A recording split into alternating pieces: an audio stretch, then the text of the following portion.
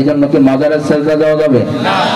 মাজারের সেজদা দিলে যারা সেজদা দেয় তারা মনে করে জান্নাতে চলে গেছে, ঠিক কিনা বলে? ভুয়া মাজার আছে না নাই? ভুয়া মাজার যেগুলাতে কোনো মানুষই মরে নাই, এমন মাজার আছে না নাই? আমার জীবনের একটা ছোট্ট কথা বলি, বাস্তব কথা। যখন আমি হ্যাপসখানায় পড়ি, আপনার 14-15 পারা পড়ছি, তখন আগে ওই যে সবিনার চলছিল, এলাকা এলাকায় মাইক দিয়ে কোরআন খতম হতো, কোরআন খতম হতো। এটা মুরব্বীরা যারা আছেন তারা জানেন, এই ইয়ং জেনারেশন যারা আছে তারা এটা বুঝবে না। এটা পড়ানো হতো, সবে বরাতের রাত আসলে আরো বেশি। হুজুর 5 জন 10 জন করে পাঠিয়ে দিত যে অমুক এলাকায় তোমরা 5 জন, এই 5 জন আবার 3 জায়গায় পড়তে হবে। এক রাতের মধ্যে কয় জায়গায়? 3 জায়গায় পড়তে হবে। 3 জায়গায় কোরআন, এক জায়গা গিয়েছি, যাওয়ার পরে সেখানে প্রায় 12টা পর্যন্ত কোরআন খতম শেষ করে এরপরে সেখান থেকে আমরা রওনা করেছি যে অন্য জায়গায় চলে যাব। প্রতিমধ্যে একটা মাজার পড়ছে, মাজার পড়ছে। এখন একটু থমকে দাঁড়িয়ে গেলাম। আমরা ছিলাম সংখ্যায় 5 জন, ছোট ছোট কোরআনের ছাত্র। দাঁড়িয়ে গেলাম, দাঁড়িয়ে দেখি শবে বরাতের রাত, কিছু লাল শালু, কালো শালু, কত কিছু দিয়ে জিকির করতেছে। মাজারের মধ্যে মোমবাতির অভাব নাই, অনেকগুলো মোমবাতি জ্বালাইছে। আমার একটা প্রশ্ন, এত মোমবাতি জ্বালানোর প্রয়োজন কি? বাংলাদেশে কত গরিব মানুষ আছে, মোমবাতি পায় না, গ্রামগঞ্জে আলু জ্বালানোর পায় না, তাদেরকে মোমবাতি না দিয়ে মাজারে 100 মোমবাতি জ্বালালে ফায়দাটা কি? এটা আপনার কমন সেন্সে কি বলে, বিবেকটা কি বলে? যে গ্রামে গঞ্জে কত মানুষ আছে 5 টাকা একটা মোমবাতি কিনতে পারতেছে না, যেখানে বিদ্যুৎ যায় না, আছে না নাই? তা আপনি মাজারে 100 মোমবাতি জ্বালাইছেন কেন? তার কি উপকার? যিনি মারা গেছেন তিনি যদি আল্লাহর ওলি হন, যদি আল্লাহর ওলি হন, তাহলে তো তিনি জান্নাতে আছেন, ঠিক কিনা বলেন? তাহলে তো আপনার মোমবাতি জ্বালানোর কোনো প্রয়োজন নাই।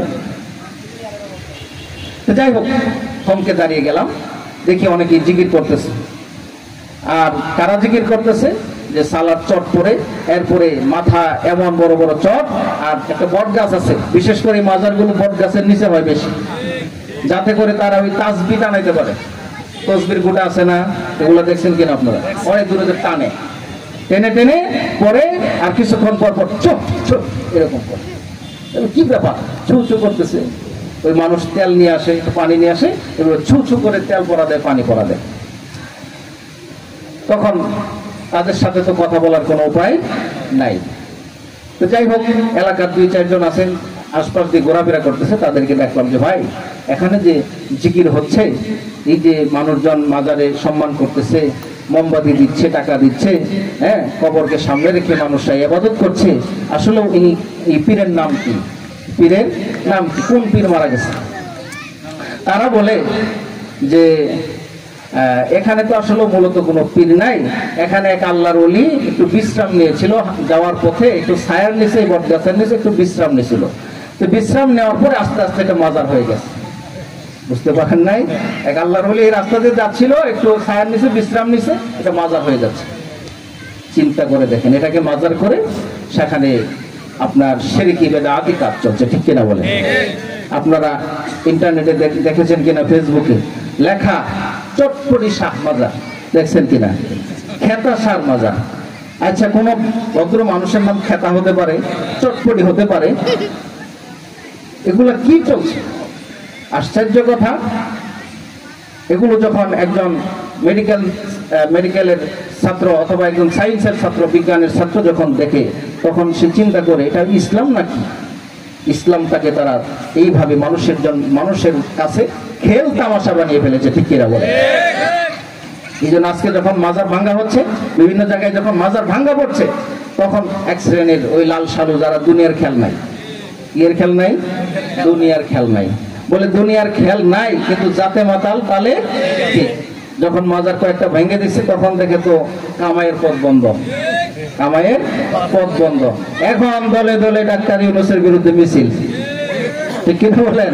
তারা বুঝতে পারছে যে এখন মিছিল করলে কিছু পাওয়া যাবে, আমাদের মাজার আবার জোড়া লাগবে। তো দুনিয়ার যার খেয়াল নাই, তার মাজারি কি আর বাজারি কি, ঠিক কিনা বলেন? তার কোনো খেয়ালই নাই, তাহলে তার খেয়াল কোত্থেকে আসলো মিছিল করতে হবে? তার মানে বোঝা গেল তুমি আসল রসুলের আশেক নয়, তুমি তো প্রকৃতপক্ষে একজন ভণ্ড। কিনা বলেন? তোমার সেন্স ঠিকই আছে, সবকিছুই ঠিক আছে, তোমার উদ্দেশ্য ছিল মাজার থেকে তুমি কিছু ইনকাম করবে, শিরক বিদআত করবে। কারণ এখানে গেলে গাঞ্জা খাইলে সব হয়, ঠিক কিনা বলেন? সব হয়। মুস রাখছে তো বড় বড় পাঠার মতো। এই মোষ আবার কি করছে?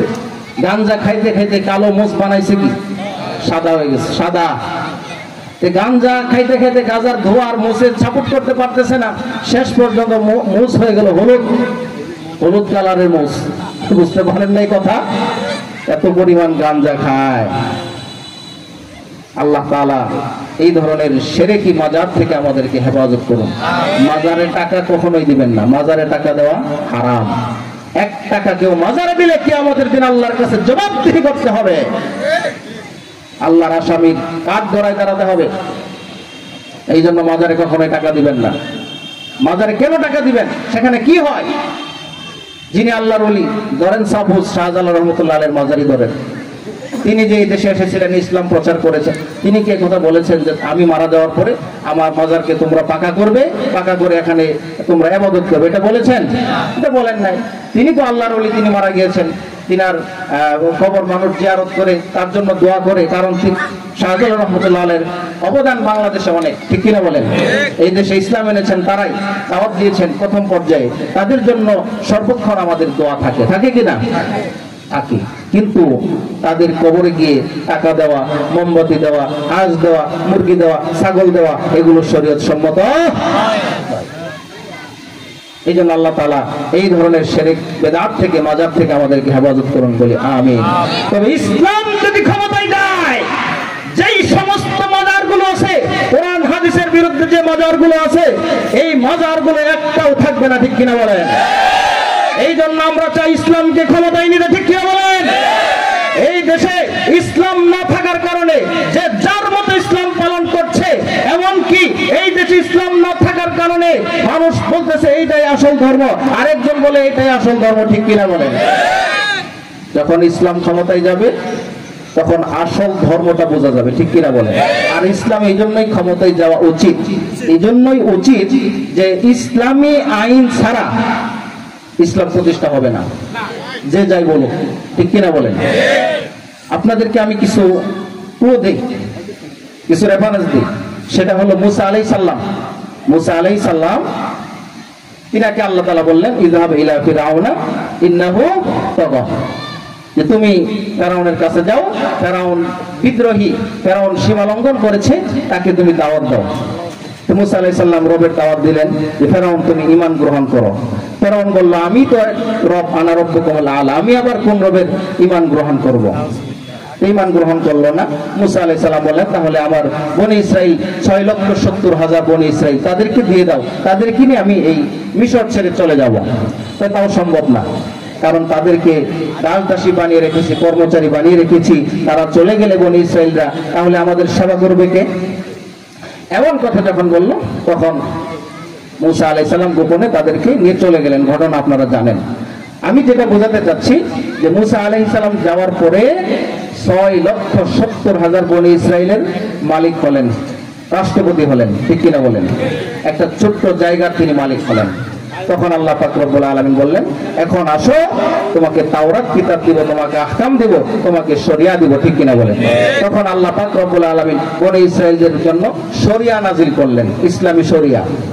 অনুরূপ ভাবে মুহাম্মদ রাসূলুল্লাহ সাল্লাল্লাহু আলাইহি সাল্লাম যতদিন মক্কায় ছিলেন আল্লাহ তাআলা শরিয়া দেন নাই, শুধু ঈমানের কথা বলেছেন যে আপনি ঈমানের দাওয়াত দেন, ইসলামের দাওয়াত দেন, কিন্তু ইসলামী আইনের কথা বলেন নাই। কখন বলেছেন? যে যখন আল্লাহ রাসূল ছোট্ট একটা রাষ্ট্রের মালিক হয়েছেন, তখন আল্লাহ রাসূল সাল্লাল্লাহু আলাইহি ওয়াসাল্লামকে আল্লাহ তাআলা তখন বলেছেন যে এখন আপনাকে শরিয়া দেওয়া হলো। ধীরে ধীরে শরিয়া আল্লাহ পাক রব্বুল আলামিন আইন দিলেন। কারণ আল্লাহ ভালো করেই জানেন যে কোনো মানুষের অধীনে কোনো ভূখণ্ড যদি না থাকে, সেখানে ইসলামী শাসন ব্যবস্থা কায়েম করা যায় না। আপনি ঘরোয়াভাবে ইসলাম কায়েম করবেন, এটা তো সহজ নয়। সাপোজ ধরেন চোরের হাত কাটা, এটা কোরআনে আছে না নাই? আস-সারিকু ওয়াস-সারিকাতু ফাকতাউ আইদিয়াহুমা।